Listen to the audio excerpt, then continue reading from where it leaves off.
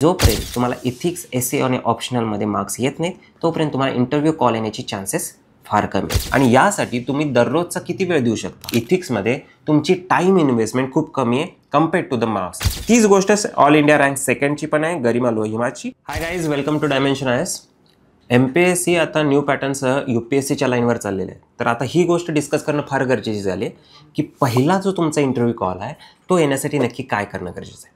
तर इथं आपण 3 पिलर्स ऑफ UPSC किंवा 3 pillars of MPSC new pattern असं पण म्हणू शकतो. म्हणजे अशा 3 गोष्टी आहेत किंवा 3 सब्जेक्ट्स आहेत की ज्याच्यामध्ये तुम्हाला मार्क्स आले तर तुम्हाला पहिला इंटरव्ह्यू. आता याच्यामध्ये डिफरन्शिएट करणं फार गरजेचं आहे. डिफरन्शिएशन म्हणजे काय की याच्यामध्ये दोन काय की ज्याला इंटरव्ह्यू कॉल येतो आणि सेकंड जे टॉप 10 किंवा 50वर लोक आहेत. दोन्ही लोकांना वेगवेगळे स्किल्स लागतात. म्हणजे ह्या सगळ्यांमध्ये कॉमन स्किल्स हे असणारच आहेत की बाबा इंटरव्ह्यू कॉल येण्यासाठी कुठल्या गोष्टी गरजेच्या आहेत. पण इंटरव्ह्यू कॉल आला म्हणजे तुम्ही सिलेक्ट झाला असं नाही आहे. सिलेक्ट झाल्यानंतर आणखी कुठल्या एक्स्ट्रा गोष्टी लागतात की जेणेकरून टॉप 10मध्ये येणार किंवा टॉप 50मध्ये येणार. ह्या गोष्टी आपण नंतर डिस्कस करू. पण पहिल्यांदा इंटरव्ह्यू कॉल कसा आणता येईल किंवा इंटरव्ह्यू कॉल येण्यासाठी कुठल्या 3 गोष्टी किंवा 3 सब्जेक्ट महत्त्वाचे आहेत ते आपण डिस्कस करणार आहे with the help of toppers mark list. म्हणजे UPSCचे जे टॉपर्स आहेत, all India rank first, second, त्यांचे जे मार्क्स आहेत त्या बेसिसवर आपण हे डिस्कशन करणार आहेत. तर हे 3 पिलर्स काय आहेत? तर पहिला पिलर आहे इथिक्स, ठीक आहे. दुसरा आहे एसे आणि तिसरा आहे ऑप्शनल. तर ह्या 3 गोष्टी आहेत. जर ह्याच्यामध्ये तुम्हाला मार्क्स आले तरच तुम्हाला इंटरव्ह्यू कॉल येतो. यातल्या एकाही गोष्टीमध्ये जर तुम्हाला कमी मार्क्स आले तर तुम्हाला इंटरव्ह्यू येण्याचे चान्सेस फार कमी होत असतात. याचं कारण हे आहे की कारण याचा आउटपुट इनपुट रेशो. पहिल्यांदा आपण डिस्कस करू की मार्कशीट्स नक्की काय सांगतात आणि त्यानंतर आपण गोष्टी डिस्कस करू. त्याच्या अगोदर आपण 2023 आणि 2022चे टॉपर्स डिस्कस करणार. 2023चा आपण जेव्हा विचार करतो तो 2023चा जो कट ऑफ होता. आता ह्यामध्ये मी जे जनरल डिस्कशन करते ह्यामध्ये कॅटेगरी वाईज चाललेलं नाही आहे. आपण एक स्टँडर्ड जनरलचाच कट ऑफ जो आहे त्या हिशोबानं डिस्कस करतोय जो जनरली हायएस्ट असतो. तर ह्यामध्ये सिव्हिल सर्व्हिसेस मेन्सचा जो कट ऑफ आहे तो 741 आहे 2023. जर आपण बघितला 741 आहे जनरल कॅटेगरीसाठी. तेच आपण त्या वर्षीचा जो टॉपर आहे त्या टॉपरचं जर आपण मार्क्स बघितले तर आदित्य श्रीवास्तव. तर याचे आपण 3 ऑप्शन म्हणजे ऑप्शनल, इथिक्स आणि एसेचे मार्क्स जर बघितले, एसेमध्ये त्याला 117 आहेत. त्यानंतर GS4 म्हणजे ज्याला आपण इथिक्स म्हणतो त्यामध्ये 143 आहेत आणि ऑप्शनलमध्ये पेपर 1 148 आणि 160 आहेत. जर आपण ह्या सगळ्यांची जर बेरीज केली तर आपल्याला लक्षात येते की इथिक्स प्लस एसे प्लस ऑप्शनल हे 568 मार्क होत आहेत आणि त्यावेळेचा जो कट ऑफ आहे हा तो 741 मार्क्स आहेत.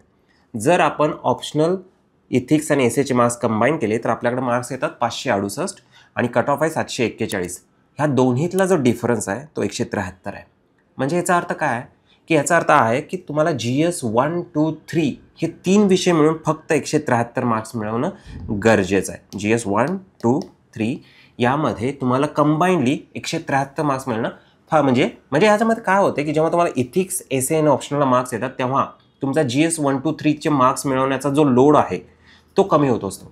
कारण अदरवाईज जर तुम्हाला ह्यातले इथिक्स, एसे, ऑप्शनलमध्ये जर मार्क्स कमी आले तर तुम्हाला GS 1, 2, 3मध्ये मार्क्स म्हणजे स्कोअर करणं फार गरजेचं होतं. पण आता ह्याच्यामध्ये हे गोष्ट का महत्त्वाची आहेत हे पण लक्षात घ्या. आता इथं येतो आउटपुट इनपुट रेशो, ठीक आहे.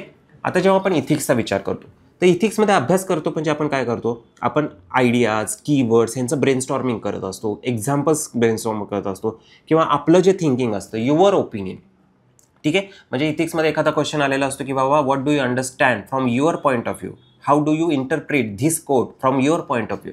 म्हणजे हे तुमचं थिंकिंग तुम्ही ब्रेनस्टॉर्म करत असता. म्हणजे अल्टिमेटली तुम्ही इथिक्समध्ये मोस्ट ऑफ द टाईम तुमचं जर प्रिपरेशन टाईम असतो हा brainstorming of ideas, brainstorming of keywords आणि ब्रेनस्टॉर्मिंग ऑफ युअर थिंकिंग असतं. आणि यासाठी तुम्ही दररोजचा किती वेळ देऊ शकता? अर्धा तास, 1 तास, दॅट इज सफिशियंट, ठीक आहे. म्हणजे तुम्हाला इथिक्सचं जे प्रिपरेशन आहे त्यासाठी तुम्हाला फार कमी वेळ लागत असतो पण त्याचं मार्क्स जे आहेत ते हायेस्ट आहेत. म्हणजे इथिक्समध्ये तुमची टाईम इन्व्हेस्टमेंट खूप कमी आहे कम्पेअर्ड टू द मार्क्स. म्हणजे तुमचा यामध्ये output input ratio is very very high, ठीक आहे. आपण जेव्हा विचार करतो तेच जर आपण एसेमध्ये बघितलं तर एसे जेव्हा आपण विचार करतो तर एसेमध्ये तुम्हाला अजून बेस मटेरियल चालतं. म्हणजे तुम्हाला ज्या काही गोष्टी लिहायच्या आहेत मग ते एक्झाम्पल असतील, डायमेन्शन्स असतील, टॉपिकशी रिलेटेड जो काही कॉन्टेंट्स असतील, फॅक्ट्स, हे तुम्ही काय करत असता GS 1, 2, 3 जेव्हा तुम्ही डिस्कस करत असता किंवा स्टडी करत असता त्यातूनच तो कंटेंट येत असतो. म्हणजे एसेमध्ये तुम्हाला कॉन्टेंटसाठी सेपरेट प्रिपरेशन करावी लागते का? No, not at all. म्हणजे तुम्हाला एसेचं प्रिपरेशन काय करायचं आहे, म्हणजे तुम्हाला एक्झॅक्टली एसे कसा लिहायचा एवढंच प्रिपरेशन करायचं आहे. कॉन्टेंट वाईज तुम्हाला डिफरंट प्रिपरेशन करायची गरज नाही आहे. म्हणजे एसेसाठी तुम्ही 10 दिवसातनं एकदा किंवा 15 दिवसातनं एकदा एक एसे लिहिला आणि तो दरवेळी इम्प्रूव्ह करत गेला तरी तुमची writing style of the essay improve होत जाते आणि एसेमध्ये सुद्धा तुम्हाला चांगले मार्क्स येऊ शकतात. म्हणजे इथंही तुमचा आउटपुट इनपुट रेशो खूप जास्त आहे, कमी टाईम इन्व्हेस्टमेंट आणि जास्त मार्क्स. सो एसेमध्ये पण तुमचा आउटपुट इनपुट रेशो हा हाय आहे. आता जेव्हा आपण ऑप्शनलचा विचार करतो यामध्ये मात्र तुमचा आउटपुट इनपुट रेशो हा इक्विव्हॅलंट जातो. म्हणजे काय की बाबा तुम्ही जेवढा वेळ अभ्यास कराल ऑप्शनलचा तेवढे मार्क्स येण्याची पॉसिबिलिटी असते. असं नाही की खूप अभ्यास केला आणि मार्क्सच आले नाही. म्हणजे तुम्ही ऑप्शनल जर व्यवस्थित इंटरलिंकेजेस आणि थॉट प्रोसेस वाईज जर तुम्ही करायचा प्रयत्न केला तर एक ठराविक साच्यामध्ये ऑप्शनल अडकलेले आहेत प्रत्येक ऑप्शनल, तर त्या साच्यामध्येच प्रश्न येतात आणि ते जर व्यवस्थित प्रिपरेशन केली, म्हणजे फॉर एक्झाम्पल हिस्ट्री ऑप्शनल आहे तर तुम्ही व्यवस्थित ते मार्किंग ऑफ द मॅप्सवरच्या ज्या साईट्स व्यवस्थित केल्या तर शुअर तुम्हाला त्या बाबा व्यवस्थित 80% तरी साईट्स तुम्ही आयडेंटिफाय करू शकणार आहे. तर यामध्ये काय होतं की त्यामध्ये तुम्ही जेवढा ऑप्शनल प्रिपेअर कराल तेवढे मार्क्स येण्याचे चान्सेस असते, म्हणजे इक्विव्हॅलंट रेशो आहे, which is a very good thing. आता जेव्हा आपण GS 1 to 3 कडे येतो ह्याचा मात्र आउटपुट इनपुट रेशो मात्र फार कमी आहे. म्हणजे GS 1 to 3 is a very vast syllabus, has very vast syllabus. म्हणजे याच्यामध्ये काही लिमिट नाही आहे आणि यामध्ये specifically current issues based question असतात. तुम्ही किती करंट करणार आहात, कुठल्या करंटवर क्वेश्चन येतील याची गॅरंटी नाही देत आहे. म्हणजे तुमचं अप्रॉक्सिमेटली जर आपण विचारात घेतलं तुमच्या प्रिलिम्स टू मेन्स हा जो पिरियड असतो याच्यामध्ये तुम्हाला 3 ते 3.5 महिने वेळ मिळतो, बरोबर आहे. तुम्हाला प्रिलिम टू मेन्स हा 3 ते त्यातला निम्मा वेळ, बिलीव्ह मी त्यातला निम्मा वेळ 50% हा करंट इश्यूज स्टडी करण्यात जातो, म्हणजे GS 1 to 3.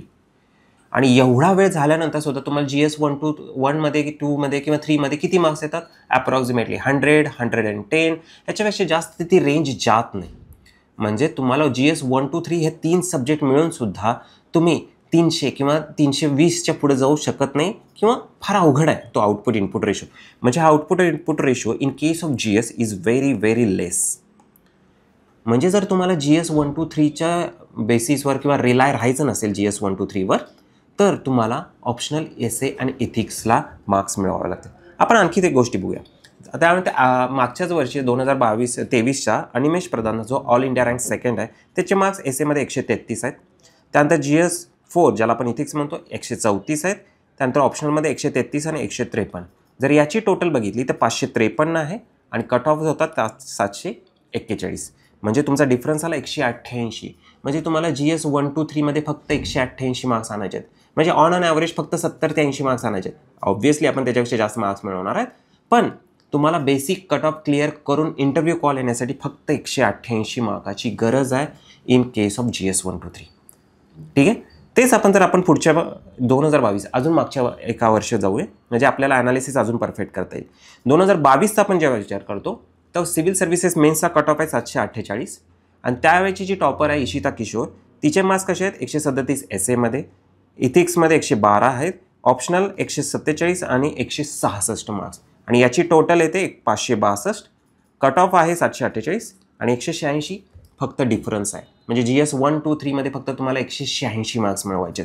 तीच गोष्ट ऑल इंडिया रँक सेकंडची पण आहे गरिमा लोहियाची 131 एसेमध्ये, 141 इथिक्समध्ये, 125 आणि 150 हे ऑप्शनलमध्ये.